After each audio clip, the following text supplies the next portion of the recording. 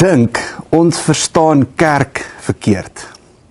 Het jy al gehoor hoe praat ons sommer oor kerk in die algemene omgangstaal? Ons sal sê, ek moet kerk toe gaan, ek is nie lus om kerk toe te gaan nie, of weet jy, die naweek was besig, ons rugby gekyk, ek het laat tot Saterdag aand gekuier, so ek dink nie ons gaan môre kerk toe nie, of ek dink ons moet die kinders bietjie kerk toe vat, want ons was lanklaas in die kerk, of dalk moet die kinders groeigroepe toe gaan, maar nie kerk toe nie. Maar is dit kerk? Is dit wat kerk beteken? Is kerk om van 8 tot 9 of van 10 tot 11 op 'n Sondagoggend of in 'n aanddiens te sit? Is daai uur kerk? Is dit wat jy dink wanneer jy oor kerk praat? Vir my is dit nie kerkie. Dis 'n klein gedeelte van 'n baie groter konsep van wat kerk in 'n mens se lewe is. Op die oomblik is ek deel van die disippelskapsreis en dit is my so ongelooflik om weer vir 'n slag net teruggeneem te word na daai plek toe waar jy voel wat regtig kerk is.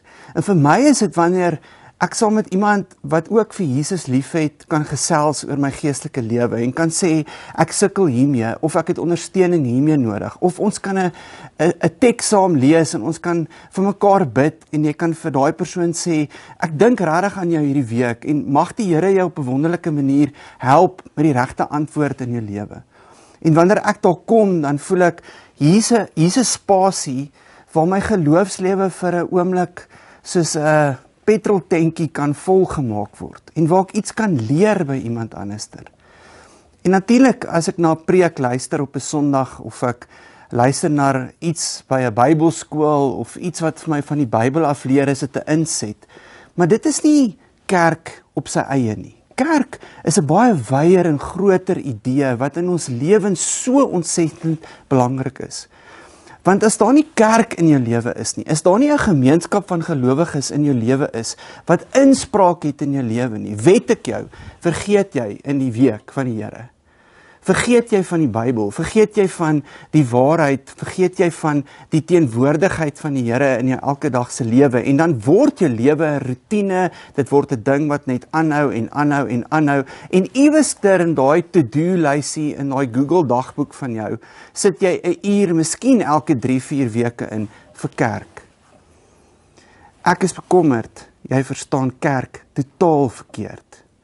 En ek wil jou nooi om vir 'n slag oordentlik vir jouself te vra. As ek sê ek is deel van 'n gemeente of deel van 'n kerk, wat bedoel ek met dit? Sê ek dit maar net want dit is die ding om te sê?